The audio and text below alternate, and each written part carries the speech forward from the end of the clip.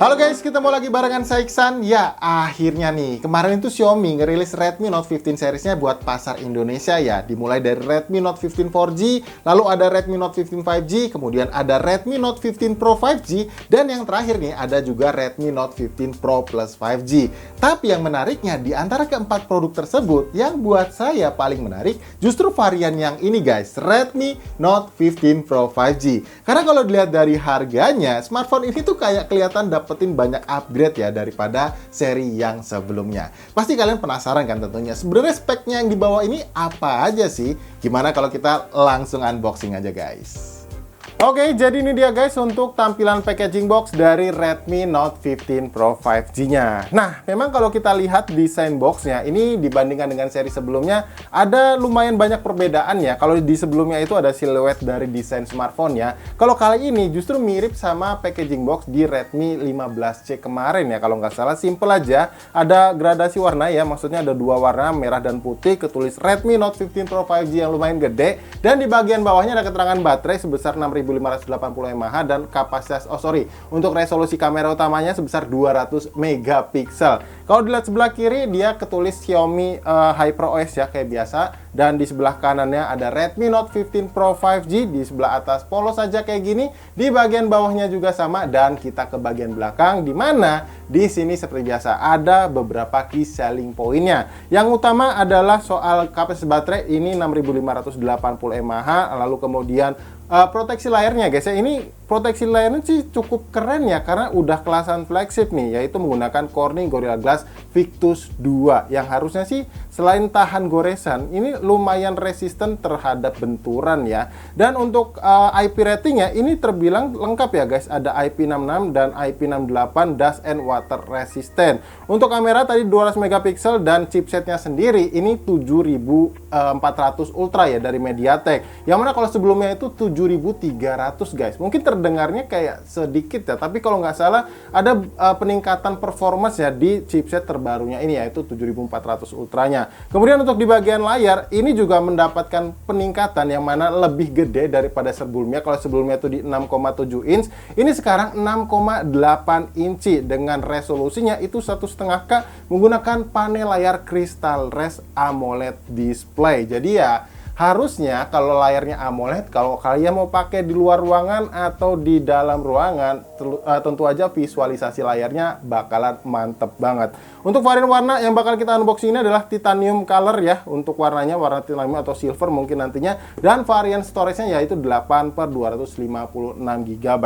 Dan buat harganya guys, ngomong-ngomong untuk Redmi Note 15 Pro 5G ini itu dijual mulai dari 4,5 juta ya harga SRP-nya mereka. Itu untuk yang 8256 ini. Dan kalau untuk yang 12 GB-nya, kalau nggak salah selisihnya itu sekitar 1 jutaan. Tapi anehnya kemarin pas launching, saya sempat ngecek di TikTok, itu mereka jual justru 300.000 atau 350 ribuan lebih murah guys dari harga SRP-nya. Yang mana kalau kalian ambil Redmi Note 15 Pro 5G ini yang 8256 itu 4599, kemarin kalau nggak salah itu dapat di 4,1 jutaan aja.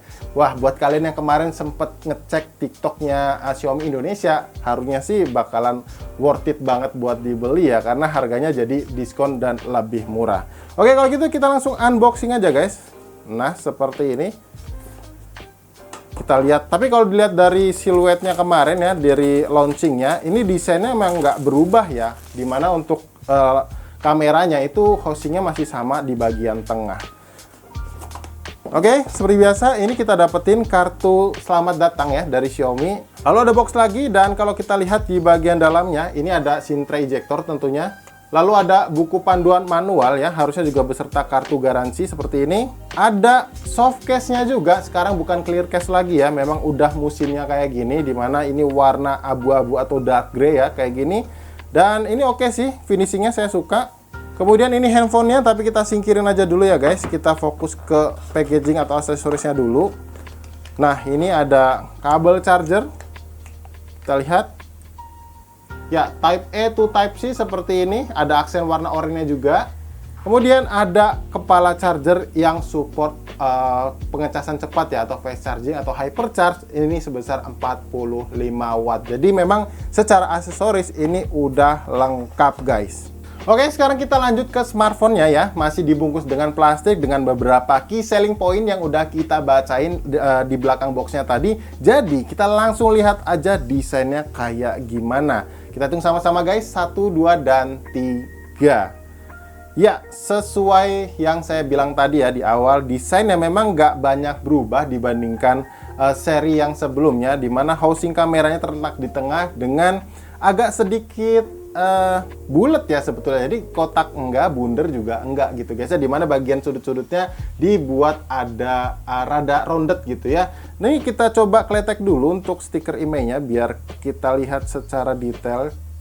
Ya, dan seperti inilah untuk desain keseluruhannya. Untuk warnanya saya suka ya, cuman memang finishingnya ini sebetulnya nggak glossy guys, jadi masih matte. Tapi kalau warnanya kayak gini, kalau tangan kalian berminyak harusnya sih masih kelihatan bekas sidik jarinya. Untuk frame-nya ini flat ya, seperti ini. Dan di bagian atasnya ini seperti biasa ada lubang mic, kemudian IR blaster, ada speaker juga yang harusnya sih ini stereo speaker. Kemudian di sebelah kanan ada tombol volume up and down, kemudian ada tombol power juga. Yang harusnya ini nggak merangkap sensor sidik jari ya, karena ini udah AMOLED. Lalu di bagian bawahnya ada speaker juga, yang artinya bener aja udah stereo speaker. Ada port USB Type-C, lubang mic lagi, dan ada slot SIM tray-nya. Yang kalau kita lihat, apakah masih tersedia untuk memori eksternalnya? Sayangnya udah enggak guys. Jadi cuman support 2 kartu nano SIM card aja. Dan sedangkan di sebelah kirinya ini polosan aja, nggak ada apa-apa ya guys ya. Jadi seperti ini aja. Feel untuk digenggamnya, impresi awal saya sih jujur secara bobot ini kalau di atas kertas memang lebih berat dari seri sebelumnya guys. Kalau nggak salah, kalau sebelumnya itu 190 graman gitu, yang ini itu menyentuh di angka 210 gram. Sebetulnya wajar karena secara durability ini jauh lebih kokoh dari seri sebelumnya, yang mana ada IP69K ya kalau nggak salah gitu guys sebutannya. Dan ini lebih lebar juga secara dimensi layarnya, yaitu 6,8 inch. Tentu aja secara bobot ini bakal ada peningkatan. Dari segi baterai saya lupa deh untuk yang sebelumnya apakah sampai di 6500 juga. Tapi kalau misalkan ini meningkat dari saya sebelumnya, jadi wajar aja kalau beratnya itu bertambah ya sebesar 20 graman gitu. Tapi anehnya digenggam kayak gini kok nggak kerasa kayak nambah berat ya guys. Jadi masih kerasa enjoy aja buat dipegang. Ini jadi nggak kerasa berat juga, nggak ringan juga walaupun kayak gitu. Dan di bagian depan layarnya ternyata ini sudah ada proteksi layar tambahan, yaitu anti gores. Jadi kalian nggak perlu lagi tuh beli anti gores di pihak ketiga. Jadi udah tersedia di smartphone Redmi Note 15 Pro 5G nya ini.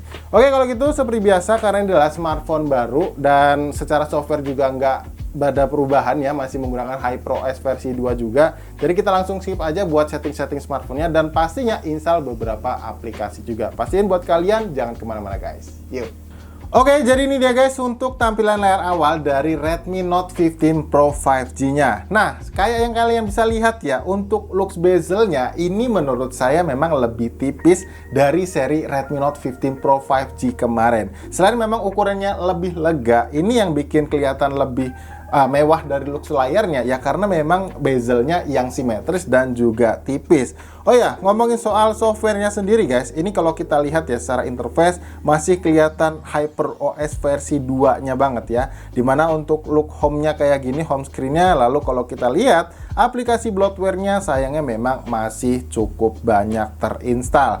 Nah, untuk dilihat di sini sayangnya juga kalau dibandingkan dengan kompetitor lainnya ya, smartphone mid-range yang terbaru, ini sayang masih ketinggalan ya guys, masih menggunakan versi Android 15 dengan HyperOS versi 2.0 tadi. Walaupun memang secara jaminan update software ini klaimnya sih bisa dapat sampai Android 18 atau 19 ya. Cuman sayang aja gitu, jadi kayak ke-skip 1 tahun lamanya. Nah, kalau kalian baru nyalain smartphone-nya dan belum terkoneksi internet atau install aplikasi apapun, memori penyimpanan yang terpakai ini sebesar 30,3 GB. Tapi ini waktu fitur ekspansi RAM virtualnya masih aktif ya, yang secara default dia menggunakan 4 atau memakan 4 GB memori penyimpanan kalian. Dan kalau kalian matiin, ini berkurang lagi sebesar 26 GB jadinya. Jadi terpotong 4 GB tadi. Walaupun sejujurnya kalau dibandingin dengan XOS kemarin, ini masih lebih besar ya guys. Selisihnya sekitar 3 atau 4 GB gitu. Ya, kalau menurut saya sih udah lumayan efisien ya. Jadi, kalaupun memang di slot SIM tray-nya tadi nggak tersedia memori eksternal,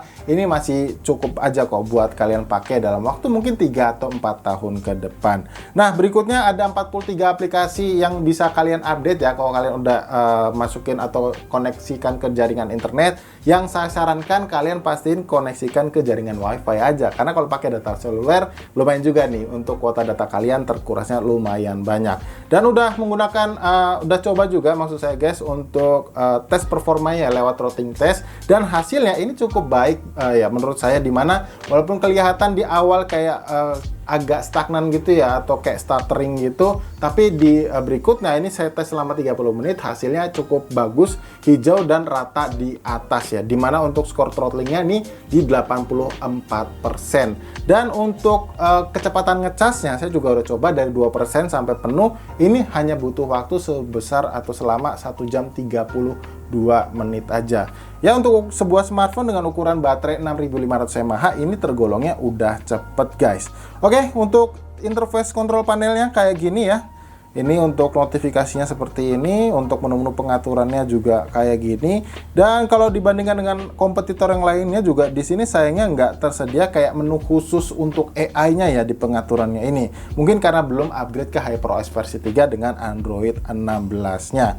Nah, ngomongin soal performa guys, saya juga udah coba tes Antutu benchmark-nya, yang mana skor Antutu benchmark-nya ini terbilang cukup tinggi. Nah, kalian bisa lihat detailnya, mendapat skor di angka 923 ribuan, yang mana detailnya di bawah ini ya, 330 ribuan untuk skor CPU-nya dan GPU-nya 147 ribuan. Dan saya sendiri udah coba guys buat mainin game Mobile Legends sebanyak 2 match ya, yang hasilnya kalau kalian lihat FPS rata-ratanya bisa dapat di angka 89,9 FPS dan juga 90 FPS. Jadi terbukti cukup akurat ya untuk throttling testnya tadi, karena benar-benar stabil untuk performanya. Dan kalau kamu emang suka atau hobi mainin game Mobile Legends, ini untuk settingan grafis yang bisa kalian dapat di game ini ya, yaitu di resolusi SD dengan frame rate-nya yang super. Itu kenapa kamu bisa dapetin FPS rata-rata itu di 90 FPS kalau kalian mainin game ini. Nah, sekarang kita lanjut ke bagian kamera ya guys, dimana ternyata di bagian depan layarnya ini terdapat satu buah lensa kamera selfie yang resolusinya sebesar 20 megapiksel, dan di bagian belakang atau housing kameranya ini hanya terdapat 2 buah lensa kamera aja, dimana main kamera resolusinya sebesar 200 megapiksel dan satu buah lensa kamera ultrawide yang resolusinya 8 megapiksel. Yang ini tuh LED flash, dan yang satunya lagi ini seperti kayak pelengkap aja gitu ya, biar kelihatan nggak kosong gitu guys. Dan untuk aplikasi kamera bawaan ya, interface-nya tuh seperti ini, dimana ada mode foto dan ada native-nya ya, untuk ultrawide-nya di 0,6 kali, kemudian digital zoom 2 kali dan 4 kali seperti ini. Ada mode potret dan ada juga mode video, pastinya ada mode Ultra HD juga kalau misalnya kalian mau dapetin hasil cropping-nya nanti yang lebih jernih. Cuman kalau dilihat di mode videonya, ini terdapat resolusi 4K, sayangnya cuma di 30 fps aja mentoknya. Tapi kalau kalian mau manfaatin 60 fps, turunin ke 1080p-nya. Nah, ini tersedia ya 1080p 60 fps. Begitu juga di lensa kamera selfie-nya. Cuman kalau kamera selfie nggak tersedia resolusi 4K 30 fps. Untuk mode lainnya kalian tinggal swipe ke atas kayak gini, dimana ini ada mode dokumen, kemudian gerak lambat, selang waktu, dan juga panorama guys. Nah, kalau kalian mau lihat atau penasaran, pengen ngintip gitu ya untuk hasil dari perekaman video atau jepretan kameranya, bisa lihat cuplikan berikut ini.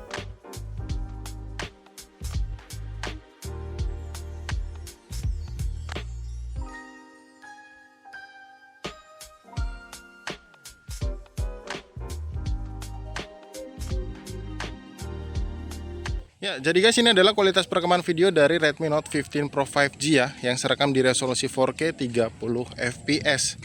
Buat kestabilannya ini oke, nggak kelihatan goyang-goyang.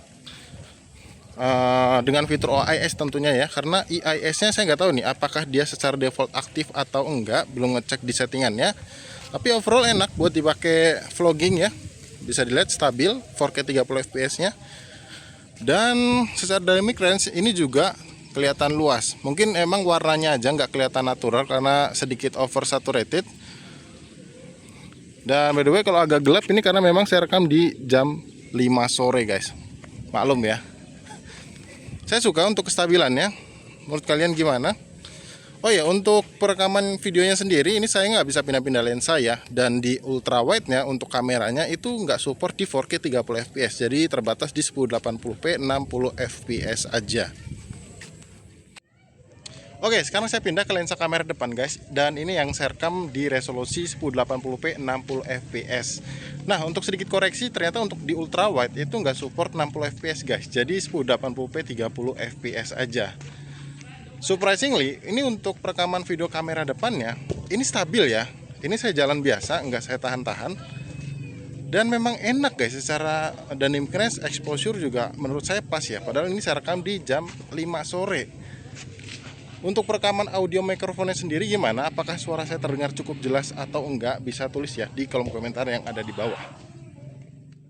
Oke, jadi untuk impresi awal saya guys soal Redmi Note 15 Pro 5G ini, sayangnya memang smartphone ini tuh cuman kurangnya di softwarenya aja guys. Kenapa nggak menggunakan atau belum dikasih update software paling barunya, yaitu HyperOS 3 dengan versi Android 16-nya maksud saya. Karena ini masih menggunakan software HyperOS 2 dengan versi Android 15. Karena kalau berkaca dari kompetitornya, itu rata-rata udah dapetin atau bahkan waktu kalian buka boxnya udah menggunakan Android 16 dengan dengan software paling update-nya. Ya walaupun memang secara jaminan softwarenya ini cukup panjang ya, jadi ya kerasa skip setahun aja gitu. Kalau misalkan pertama kali kalian buka boxnya ternyata masih di Android 15. Oh ya, untuk warna-warnanya sendiri, kalau misalkan kalian tertarik, ini nggak cuma ada warna silver aja, ada warna hitam dan juga warna ungu yang nantinya bisa kalian coba lihat-lihat di sebelah kiri layar kalian sini, layar kalian saat ini ya, untuk link pembeliannya atau lewat link yang udah saya cantumin pasnya di kolom deskripsi. Oke guys, mungkin cukup kayak gitu aja. Kalau mungkin nantinya ada pertanyaan yang mau kalian tanyakan soal smartphone ini buat dibahas di video reviewnya, jangan sungkan buat tulis di kolom komentar yang ada di bawah.